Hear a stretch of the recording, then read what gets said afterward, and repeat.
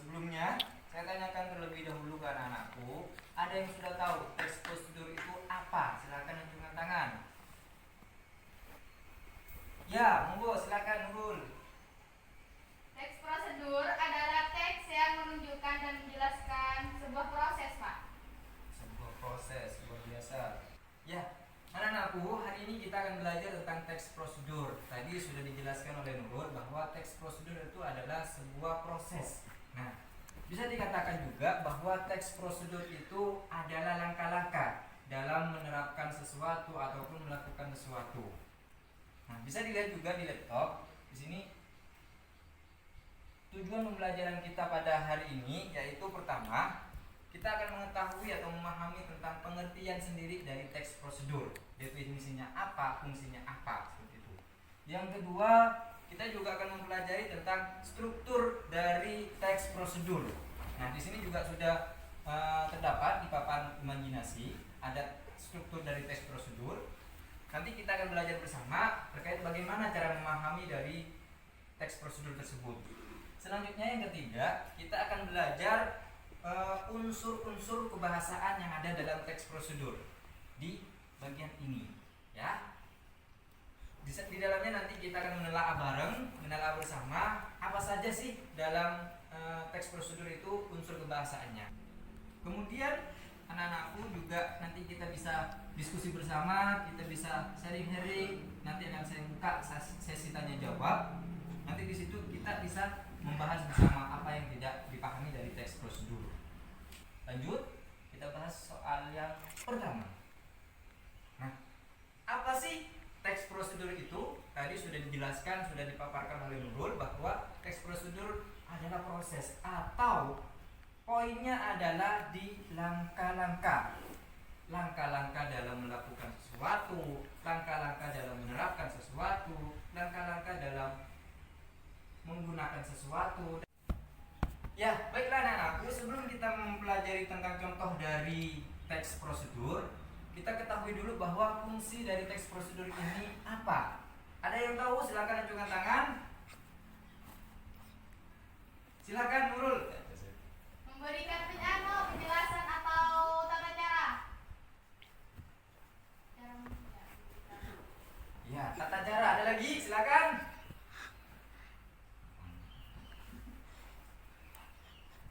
Ada lagi? Tidak ada? Memberi petunjuk. Petunjuk luar biasa. Tak cukup. Petunjuk. Ya. Nah, dari yang sudah dijelaskan atau diberikan contoh dari fungsi teks prosedur dari Nurul, ini dua poin yang sudah mencakup atau melingkupi semua fungsi dari teks prosedur. Ada tata cara kita melakukan sesuatu, tata cara kita berkomunikasi, tata cara kita membuka laptop, memasak, tata cara kita berolahraga dan lain sebagainya. Apalagi di masa pandemi ini ada tata cara protokol kesehatan, aturannya seperti apa, langkah-langkahnya seperti apa. Kemudian juga ada petunjuk bagaimana cara menggunakan ini, bagaimana cara menerapkan ataupun mengaplikasikan sesuatu. Itu adalah fungsi dari teks prosedur. Ya, bisa dipahami? Bisa. Nah, selanjutnya bisa dilihat di laptop. Di sini ada contoh cara memasak mie instan. Nah, mungkin ada yang tahu bagaimana cara-caranya, langkah-langkahnya seperti apa. Pertama harus ngapain, kedua bagaimana, selanjutnya seperti apa. Silakan, acungkan tangan. Nurul lagi, yang lain coba dulu. Oh, kalau tidak ada, silakan Nurul. Bagaimana caranya? Buka kemasan mie instan, keluarkan mie-nya dan rebus mie-nya. Kemudian tiriskan mie jika sudah direbus. Ya. Yang lain ada yang mau menambahkan? Kalau tidak ada, benar sekali jawaban dari Nurul tadi. Bagaimana cara-cara langkah-langkah dalam memasak mie instan. Pertama, rebus mie dengan air yang telah mendidih. Tadi di awal Nurul menjelaskan buka dulu kemasannya.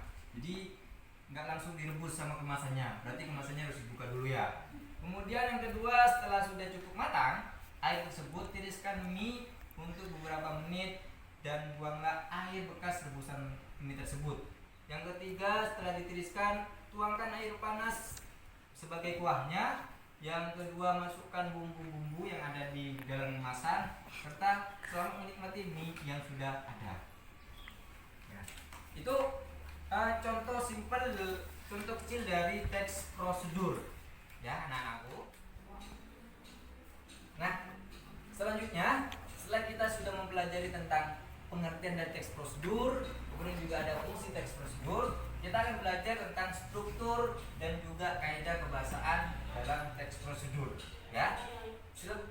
Sebelum saya jelaskan ini, silakan anak-anakku dibaca lembar kerja peserta didik atau LKPD-nya. Silakan dibaca dulu, nanti saya akan jelaskan lagi, ya. Ya, sambil lalu dibaca ya anak-anakku. Kalau ada yang susah atau ada yang tidak dipahami, silakan ditanyakan, ya.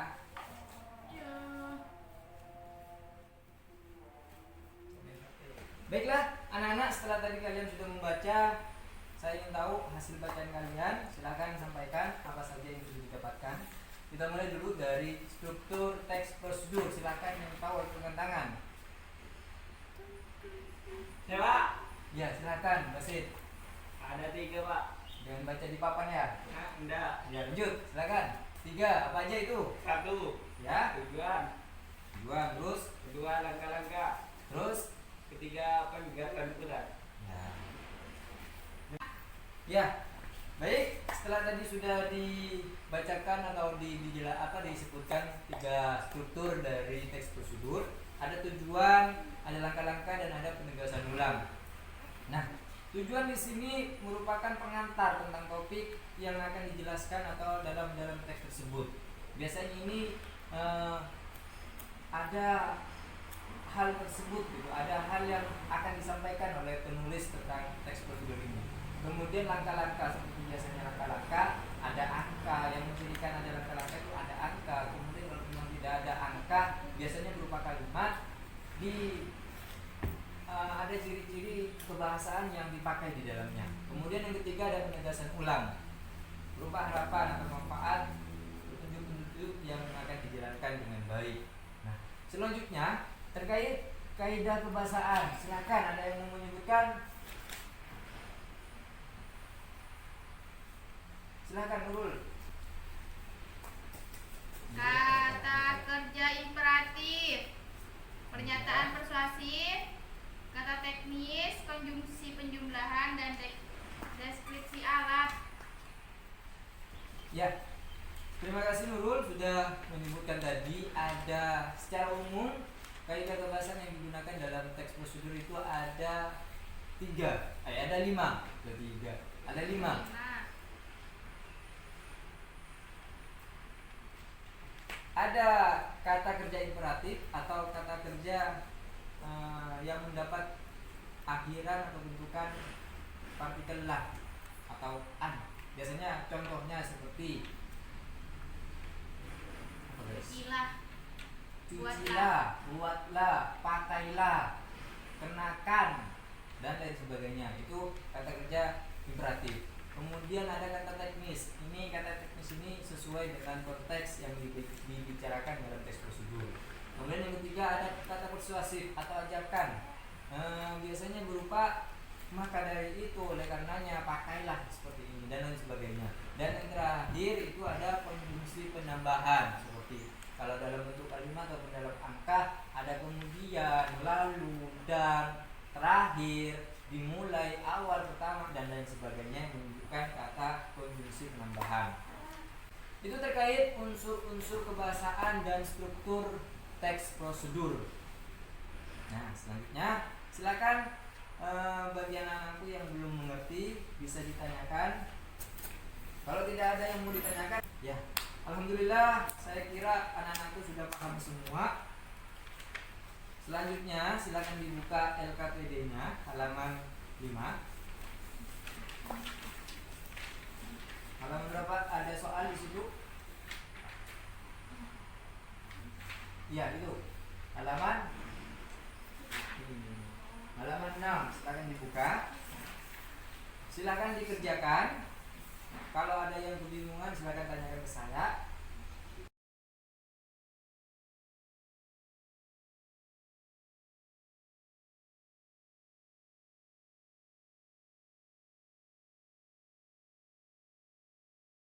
Ya, soalnya sudah dikerjakan anak-anakku. Sudah. Ya, yang lain sudah? Ya.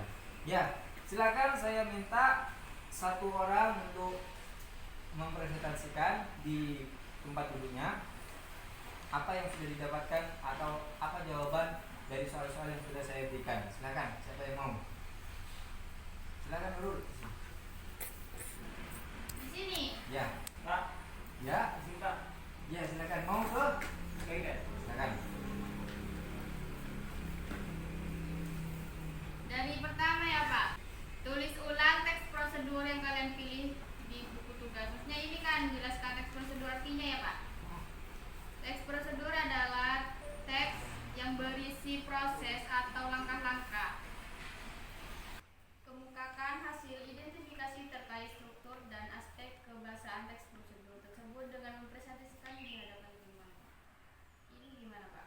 Yang nomor 4. Apa yang didapatkan dari soal tersebut? Unsur kaidah kebahasaan yang ada di dalam teks prosedur tersebut itu apa saja? Silakan. Ada kata kerja imperatif,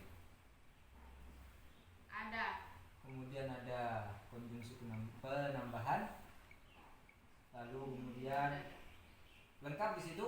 Iya, Sudah menemukan? sudah. Siap, terbaik, terima kasih.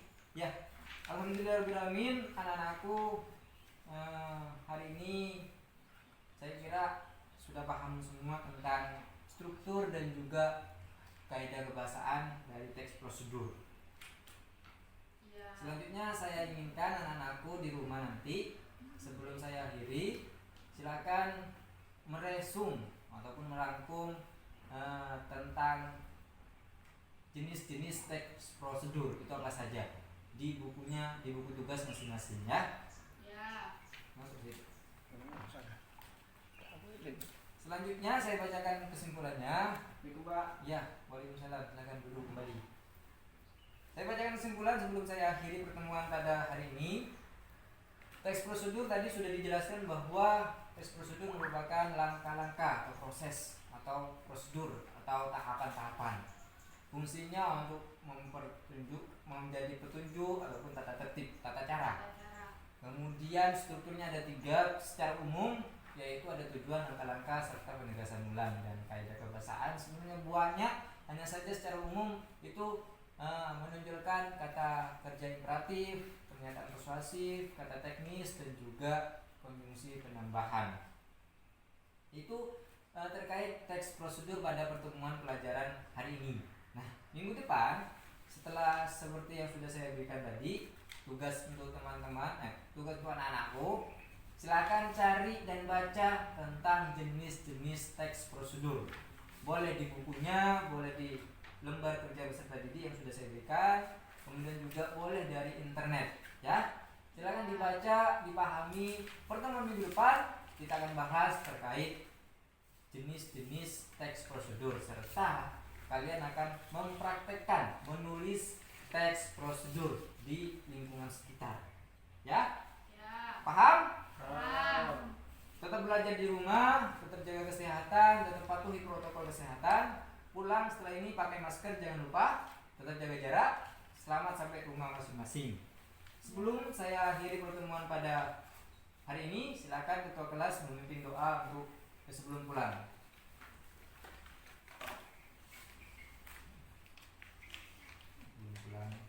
Sebelum pulang, marilah kita membaca doa menurut keyakinan masing-masing. Berdoa dimulai.